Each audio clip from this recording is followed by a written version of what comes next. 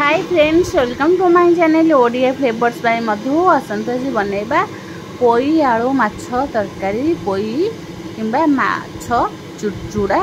आपको आमे चुड़चुड़ा कहि परिबा कि पोई माछ आलू संतुला भी कहि परिबा। एबे देखंतु पोई आलू को आमे एमती छोट छोट करी काटि नै जे। एबे गोटे कढ़ई को आमे गरम करके ता दरे गोटे स्पून सोरस तेल दे देबा। तेल गरम हो गेला परे एबे कोन करबा, पोई और माछ को पोई आलू को भल भाबे संतुलवा। जमती आम पोईर गोटे कंचाड़िया स्मेल थाए से स्मेल जावा पर्यंत आम कौन करवा, तेल रे पोई आलू को भल भाबे कषिबा। एमती आम खड़िकार गोले गाई देले। एबे कौन करवा, ताकू टिके गरम हवा को छाड़ीदेवा। गरम होगा पर एबे स्वाद अनुसार लुण हलदी पाउडर पकेकी एबे कौन करवा, तेल रे भल भाबे कषिबा। तेल रे टिके भल भाबे पोई आलू लुण को कषि दे साइला परे एबे कौन करवा, आसंतु आको भल भाबे टिके कषिबा। पोई रे जेमते कंचा स्मेल जीव पड़े, नहले पोई रे जो स्मेल थाए बिल्कुल भी भल लागेनी। आपको ये भल भाबे कषिबा।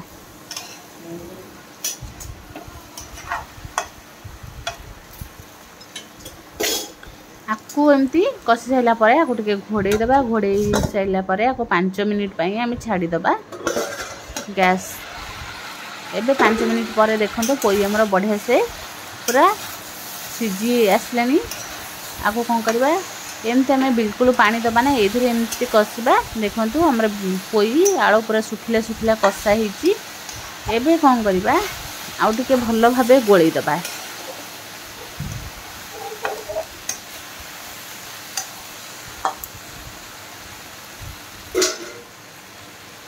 एबे पोई आलू को कौन करबा, आपको अलग जगह रखिदबा। गोटे प्रेसर नहीं जावा। प्रेसर रे एबे कौन करबा, आपको गोटे सीटी पई दे दबा। पोई आलू को आपको प्रेसर रे देले कोन हबो, पोई आलू हमरो शीघ्र सिजी जिवो। एबे आधरे हमें अध ग्लास पानी दे दबा। पानी दे सला परे आपको हमें गोटे सीटी पई छाड़ी दबा।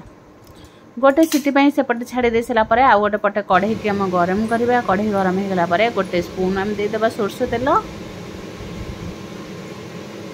गोटे स्पून सोरस तेल हमर गरम हो गला परे एबे आदरे में पंच फुटण पकेबा। फुटण हमर भल भाबे फुटी गला परे एबे टिके जीरा पकेबा।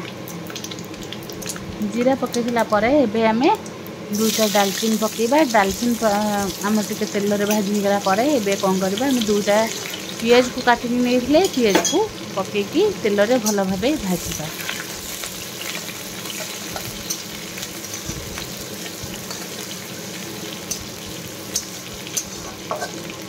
देखते पियाज एमती तेल रे टिके भल भाबे पूरा गोल्डन ब्राउन कलर हवा पर्यंत पियाज को टिके तेल रे भाजीबा। पियाज हमर तेल रे भाजी हो गला परे एबे कोन करबा, अदा रसुण रा पेस्ट हमें 1.5 स्पून दे देबा। 1.5 स्पून पियाज अदा रसुण रा हमें पेस्ट देकरी आपको टिके तेल रे टिके भाजी देबा। तेल रे भाजी गला परे एबे कोन करबा, गोटे टमाटो हमें आधरे पकेबा। गोटे टमाटो मसला सहित भल भाबे कषि देबा टिके।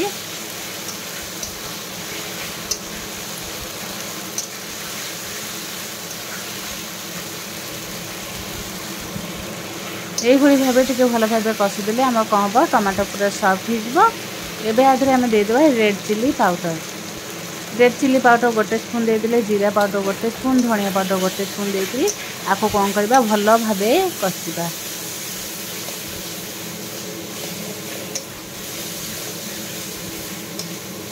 यही भावे भलसे कषि देला परे कौन हम ताते आउ टिके ताको एमती कषि देबा। कषिला परे हमर एमती टमाटर जो पानी बाहर मसला एमती कषि जीवो। एबे हमें माछ भाजिकी रखी माछ मुंड माछर गंडी सब एमती पकेकी कौन करबा, मसला सहित भल भाबे कषिबा।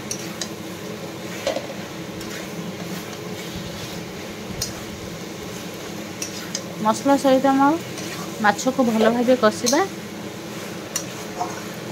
कषेले कौन हम आम जो पोई आमर एपटे जो सीझी पोई आमर रेडी हो सीझिकी पोई ये थे बनईकि पोई आ माछ खातु देखिए बहुत बढ़िया लगे। एबे मसला सहित माछ कषेगला आमर गोटे सीटी देलापर आम बंद कर देते। एबे आम देखो पोई आड़ू बढ़िया से सीझी जाइए। एबे कौन करवा माछरे पकईकी भल भाव गोलैदबा।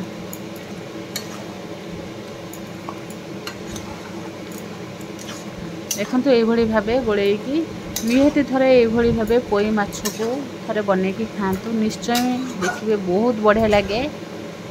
मते तो बहुत बढ़िया लगे ये पोई संतुला जो माछरे पड़िक हुए किंबा पोई छेंचेड़ा भी कही परिबे।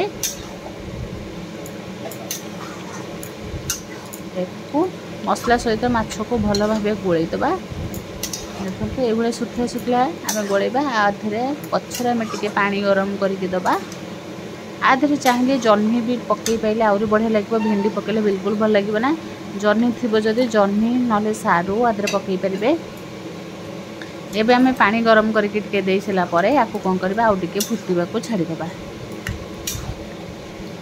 फुटवा को छाड़ीदे कौन हम माछ सहित आमर कौन हम पोई आलू भी भल भाव फुटिज खाइबा को बहुत बढ़िया लगे।